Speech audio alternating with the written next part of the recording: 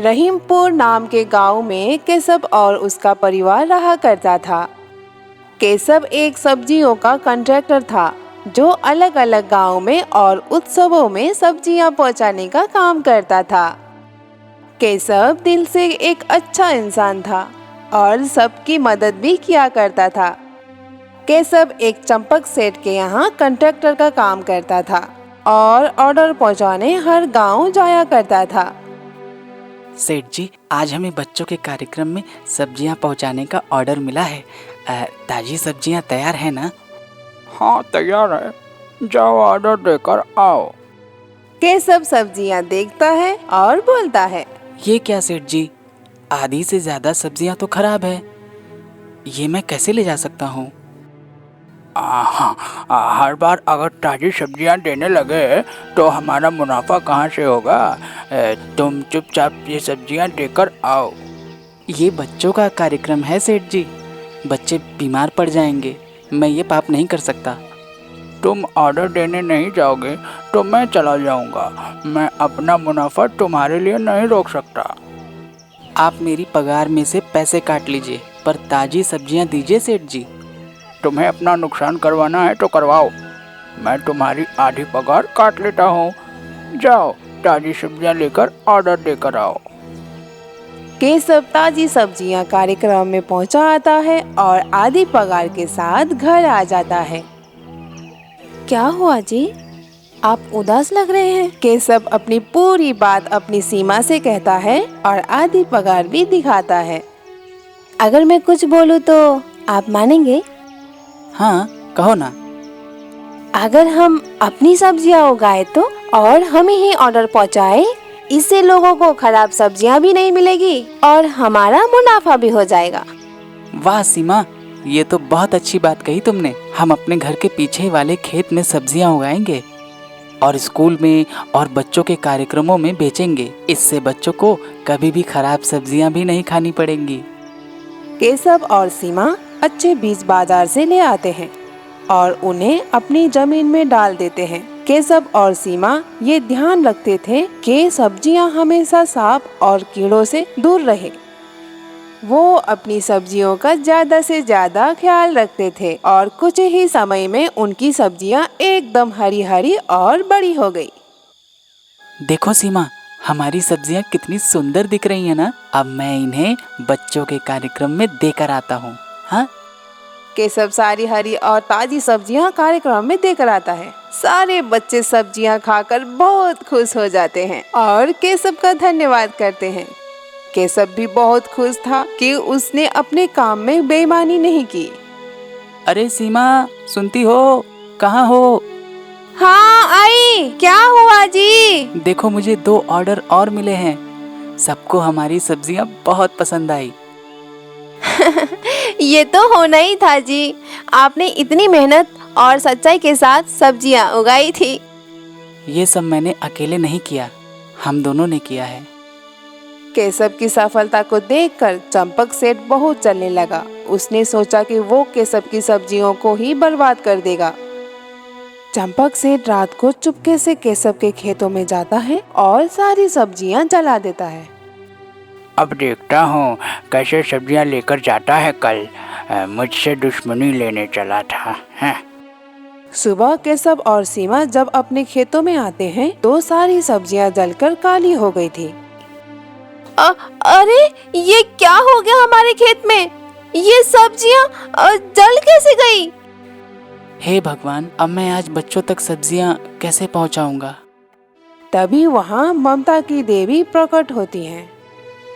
पुत्र, तुम उदास ना हो, तुमने तो हमेशा बच्चों का भला चाहा है। मैं ममता की देवी हूँ और मैं तुम दोनों से अति प्रसन्न हूँ। मैं तुम्हें वरदान देती हूँ कि तुम्हारे खेत की सब्जियाँ कभी भी खराब नहीं होगी।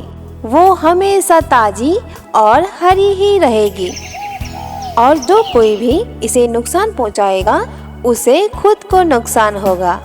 देवी के आशीर्वाद से केशव का खेत फिर से हरा भरा हो जाता है और वो बच्चों का ऑर्डर पूरा कर देता है। उस दिन रात को चंपक सेठ फिर से खेत में आते हैं। ये खेत फिर से हरे भरे कैसे हो गए? इस बार मैं सब्जियों में बीमारी की दवाई मिला देता हूँ। अगर कोई सब्जियाँ खाएगा तो बीमार हो जाएगा और केशव की इससे बहुत बदनामी होगी। हाँ। चंपक सेठ सब्जियों में बीमारी की दवाई मिला देता है और दूसरे दिन सुबह केशव वो सब्जियां एक स्कूल में देकर आता है, जिस स्कूल में सेठ का बेटा भी पढ़ता था। सब्जियां खाकर सेठ का बेटा बीमार पड़ जाता है और बाकी बच्चों को कुछ नहीं होता। अरे मेरे बेटे को ये क्या हो गया? हाँ, अरे क्या हुआ बेटा? सेठ जी, ये आपके करनी का फल है। आपने इन बच्चों के बारे में ना सोचकर सब्जियों में दवाई मिला दी, जिसका नतीजा आपका खुद का बेटा भुगत रहा है। केशव, मुझे माफ कर दो। मुझे समझ आ गया है, अगर आप किसी के साथ बुरा करते हो तो आपके साथ भी अच्छा नहीं हो सकता।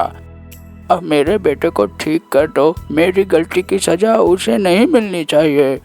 डॉक्टर ने कहा है इसे रोज ताज़ी हरी सब्जियां खिलाइए, ये जल्दी ही ठीक हो जाएगा। मैं रोज आपको हरी ताज़ी सब्जियां घर देकर जाऊंगा सेठ जी। चंपक सेठ के इतना बुरा करने के बाद भी केशव रोज उन्हें ताजी सब्जियां देकर आता, जिससे उनका बेटा बिल्कुल ठीक हो गया। अगर आपकी नीयत अच्छी और सच्ची है तो आपको सफलता जरूर मिलेगी। किसी के लिए बुरा सोचने से आपका भला कभी नहीं हो सकता।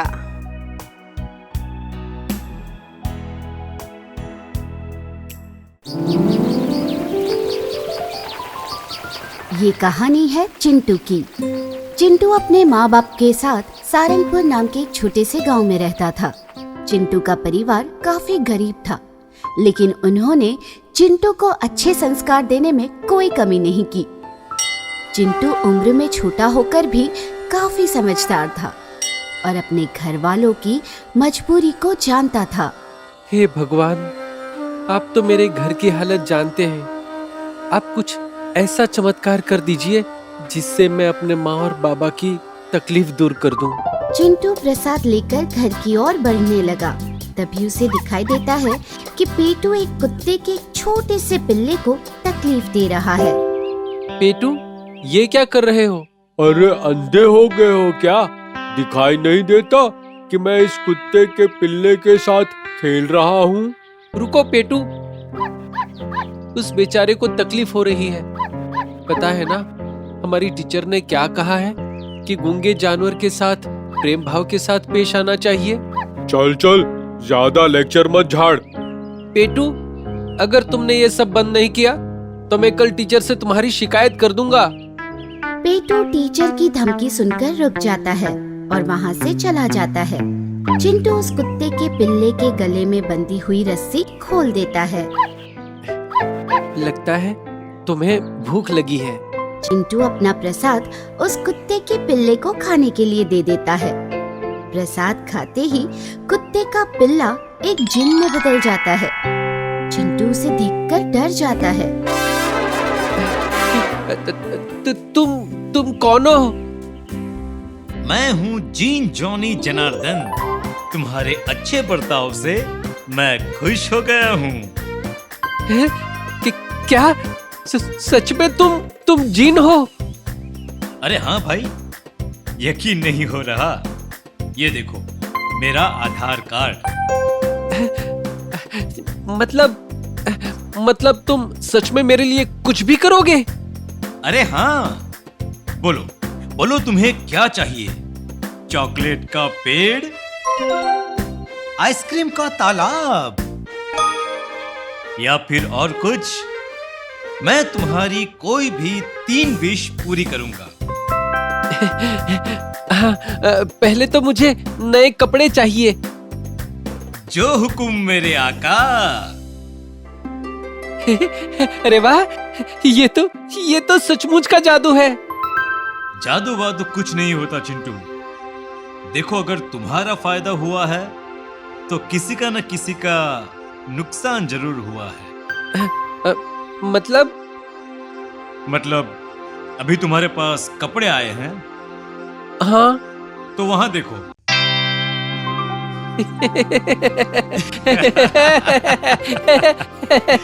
अब समझे? जीन जी, पेटू के कपड़े वापस कर दीजिए। जीन जी, मुझे इस तरह किसी का छीनकर कुछ नहीं चाहिए। किसी को नुकसान पहुंचाए बगैर मेरे माँ बाबा हमेशा खुश रहे, ऐसा आशीर्वाद दीजिए। चिंटू, तुम्हारे माँ बाबा हमेशा खुश रहेंगे। ये हो गई तुम्हारी दूसरी विश पूरी। और जब भी मेरी जरूरत हो, याद करना, मैं तुम्हारी तीसरी विश पूरी करने जरूर आ जाऊंगा। ऐसा कहकर जिन फिर से कुत्ते के पिल्ले में बदल जाता है और वहाँ से चला जाता है। चिंटू अपने घर के अंदर आता है और देखता है कि उसका घर पूरी तरह से बदल गया है। माँ, ये सब क्या है? चिंटू बेटा, तुम्हारे बाबा की ईमानदारी से खुश होकर उनके मालिक ने मैनेजर का जॉब दिया है। अरे वाह बाबा, ये तो बड़ी खुशी की बात है। बेटा, तुम्हारी खुशी में ही हमारी खुशी है। लेकिन बाबा, इन सब चीजों की जरूरत नहीं है। अब समझा, ये सब जीन जी ने किया है। किसने? चिंटू मंदिर से निकलने के बाद घटी सारी बात माँ बाबा को बताता है। अच्छा, तो ऐसी बात है। ओहो, भला हो उस जिन का। तो ये बात है चिंटू, मैं भी उस जिन को ढूंढूंगा जिससे वो मेरी भी इच्छाएं पूरी करे। पेटू ने रात भर उस कुत्ते की कोशिश की, लेकिन वो उसे नहीं मिला। सुबह स्कूल जाते वक्त पेटू को वो कुत्ते का पिल्ला दिखाई दिया। उस कुत्ते के पिल्ले को देखकर पेटू चिंटू की तरह उसे अपना टिफिन देता है और उसे खाकर कुत्ते का पिल्ला जिन में बदल जाता है। मैं हूँ जीन जॉनी जनार्दन। तुम्हारे अच्छे बर्ताव से मैं खुश हुआ हूँ। मैं तुम्हारी 3 इच्छाएं पूरी करूंगा, लेकिन एक बात याद रखना कि तुम्हारा फायदा यानी किसी न किसी का नुकसान जरूर होगा। पेटू क्या मांगना है ये सोचने लगता है। तभी स्कूल शुरू होने की घंटी बजती है। हे भगवान, इस जिन को ढूंढते ढूंढते होमवर्क रह गया। जिन, एक काम करो, मेरा सारा होमवर्क कर दो, वरना बहुत पिटाई होगी। जो हुक्म मेरे आका। ये लो तुम्हारा सारा होमवर्क। जिन ने दिया होमवर्क जब पेटू टीचर को दिखाता है तो वह उसे पीटने लगती है। शर्म नहीं आती तुम्हें? एक तो खुद होमवर्क नहीं करते हो और चिंटू का होमवर्क चुराकर मुझे दिखाते हो। सॉरी मैडम, माफ कर दीजिए। सॉरी नहीं, कल तुम्हारे पेरेंट्स स्कूल में आने चाहिए, वरना तुम्हें क्लास में नहीं लूंगी, समझे? पापा स्कूल में आ गए तो बहुत पिटाई होगी। जिन, ये तुमने क्या कर दिया? अरे भाई, मैंने तो पहले ही बताया था, जो तुम्हारे पास आएगा वो किसी न किसी से जरूर जाएगा, लेकिन तुमने मेरी बात नहीं सुनी। ठीक है, अभी सुनो। टीचर मुझे कोई पनिशमेंट ना दे, ये मेरी दूसरी विश है। चलो बच गए, अब आखिरी विश बची है। क्या मांगू? चॉकलेट या पिज्जा या बर्गर? हाँ, मैं बहुत सारे पैसे मांग लेता हूँ, जिससे मैं जो चाहूँ खरीद सकूं। हाँ, यही सही होगा। जिन, मेरी आखिरी विश है कि मुझे बहुत सारे पैसे चाहिए। मैं तो तुम्हारी विश पूरी कर दूंगा, लेकिन याद है ना, तुम्हारा फायदा मतलब किसी ना किसी का नुकसान। किसी का भी नुकसान हो उससे मुझे क्या, तुम मेरी विश पूरी करो। जो हुक्म मेरे आका। इतने सारे पैसे, इससे तो मैं जो चाहे खरीद सकता हूँ। Mister Malhotra, you are under arrest. लेकिन मैंने किया क्या है? बैंक ऑफ सारंगपुर में डाका गिरा है और हमें खबर मिली है कि लूट का सारा माल आपके घर पर है, लेकिन मैंने कुछ नहीं किया। सारे सबूत आपके खिलाफ है मिस्टर मल्होत्रा। देखिए, लेकिन मैं नहीं जानता कि ये सब कहां से आया है। जिन, मेरे पापा को बचा लो। मैंने तुम्हें पहले ही चेतावनी दी थी और अब तुम्हारे पास कोई भी विष नहीं बची जिससे मैं ये सब रोक सकूं। जिन जी, मेरी आखिरी विश है कि पेटू की तीसरी विश पूरी ना हो। जो हुकुम मेरे आका। चिंटू ने अपनी आखिरी विश इस्तेमाल करके पेटू को उसका सबक सिखा दिया। पेटू ने अपनी गलती मान ली और दोनों अच्छे दोस्त बन गए। लेकिन ये मौका सबको नहीं मिलता, इसलिए ध्यान में रखिए, मुफ्त में कुछ नहीं मिलता। हर चीज की कोई ना कोई कीमत जरूर होती है।